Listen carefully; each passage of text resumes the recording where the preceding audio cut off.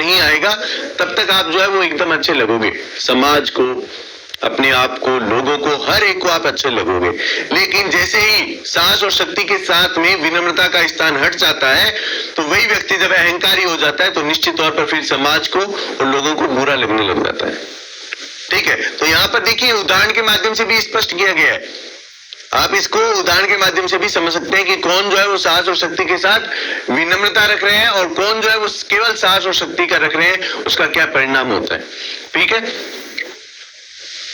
शक्तिशाली व्यक्ति उद्दंडता करता है या घमंड दिखाता है या बढ़ चढ़कर बोलता है तो वह बुरा लगने लगता है। सीधी सी बात है भाई, रावण जो है वो कितना शक्तिशाली है, साहसी व्यक्ति था, लेकिन उसमें क्या आ गया था? अहंकार।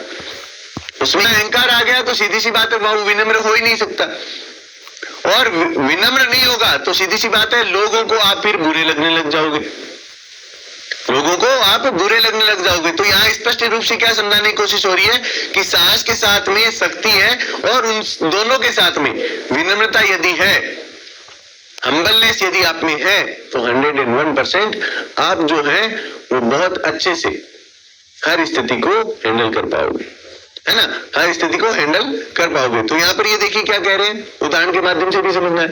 परशुराम पराक्रमी है, ये हमने पूरे पाठ में पढ़ा कि परशुराम जी खुद अपने बारे में बताते हैं, क्या कहते हैं?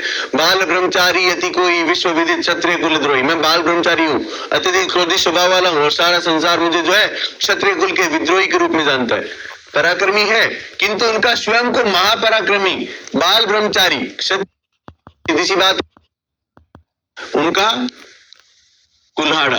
ठीक है, या फिर अगर हम बात करें इसी को क्या कहा गया था? फरसा। तो कुल्हाड़ या फिर फरसा जो था वे बार बार उसको दिखाकर लक्ष्मण जी को डराने की कोशिश करते हैं। तो वो सारा जो घटनाक्रम घटित होता है, सारा घटनाक्रम जो घटित होता है वो क्या बन जाता है? वे हंसी के पात्र बन जाते हैं। वे क्या बन जाते हैं? हंसी के पात्र बन जाते हैं।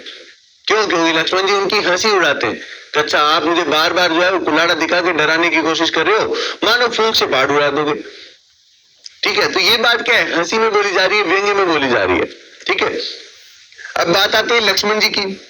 लक्ष्मण जी के पास भी देखो कितना साहस था कि वो महापराक्रमी जो है परशुराम जी से भी युद्ध करने की बात रखते कि हम भी आपसे युद्ध कर सकते हैं, हम भी आपसे युद्ध कर सकते हैं। यहाँ कुमड़ बतिया कोई ना ही जे तर्जनी देखी मर जाई, कि हम इतने कमजोर नहीं है कि आप हमें डराओगे और हम डर जाएंगे। अगर आप हमें युद्ध के लिए ललकारोगे तो हम युद्ध भी कर लेंगे। ठीक है, यहाँ कुमड़ बतिया कोई नहीं, तो यहाँ पर वो बात ये कहते हैं। तो हमें भला लगता है परंतु वे भी सीमाएं तोड़ देते हैं। जब तक वे साहस वाली बात रहती है तब तक वो अच्छा लगता है, लेकिन जैसे ही उनकी बातें जो है सीमाएं तोड़ देती है तब वो भी बुरे लगने लग जाते हैं, तब वो भी बुरे लगने लग जाते हैं। धीरे धीरे वह बहुत उग्र हो जाते हैं, कठोर हो जाते हैं और उद्दंड भी हो जाते हैं। धीरे धीरे वे जैसे जैसे संवाद आगे बढ़ता है उनमें उग्रता आ जाती है, कठोरता आ जाती है। ठीक है, और वे जो है बहुत कठोर वचनों से बात करने लग जाते हैं, उद्दंड भी हो जाते हैं। आगे बात यहाँ समझ में, तो इन दोनों का भी आपने समझ लिया। अब एक और इसी के साथ में देखना है क्या, सभी सभाजन उनके विरुद्ध खड़े हो जाते हैं। जब लक्ष्मण जी जो है उद्दंड हो जाते हैं, कठोर हो जाते हैं, तो सभी सभाजन भी कहने लग जाते हैं कि भैया आप गलत कर रहे हो। ठीक है, लक्ष्मण की उद्दंड शक्ति हमें खटकने लगती है, लक्ष्मण जी की उद्दंड शक्ति जो है वो खटकने लग जाती है। अब यहाँ से हमें जोड़ना है किसे? अब यहाँ पर जुड़ेंगे सबसे और रामचंद्र जी, भगवान श्री राम जुड़ेंगे। इनमें देखो साहस भी है, शक्ति भी है और विनम्रता भी है। तो इस कारण क्या होता है? सभी का हृदय जीत लेते हैं, सभी का हृदय जीत लेते हैं, सभी का हृदय जीत लेते हैं। चाहे परशुराम जी हो, सभासद हो, जो भी वहां पर मौजूद थे, सबका हृदय जीत लेते हैं। क्योंकि परशुराम जी जब इतनी आते ही पूछते हैं भाई किसने धनुष तोड़ा है, तो सबसे पहले वो क्या कहते हैं? बोलो। अरे यार वो मंगा रहे बोलो ऑनलाइन मंगा कई करेगा 2000 के ना। आज हम बात करने वाले हैं शिव पूजन साहित्य के द्वारा रचित आत्मकथात्मक शैली में लिखा हुआ पाठ जिसका नाम है माता का अंचल। इस पाठ के प्रश्नोत्तर के संदर्भ में आज हमारी चर्चा होगी। तो प्यारे बच्चों, जब हम बात करते हैं इस पाठ के संदर्भ में, माता का अंचल जो शीर्षक है, इस शीर्षक में ही हमें बहुत कुछ जानकारी मिल जाती है। लेकिन इसके अलावा जो सबसे महत्वपूर्ण बात आती है, वो बात ये आती है कि इस पाठ को जब हमने इसके पूर्व के भागों में पढ़ा, तब हमने इसमें अनेक ऐसी चीजें देखी और समझी कि वास्तव में वे हमारे जीवन में कितनी उपयोगी हो जाती है।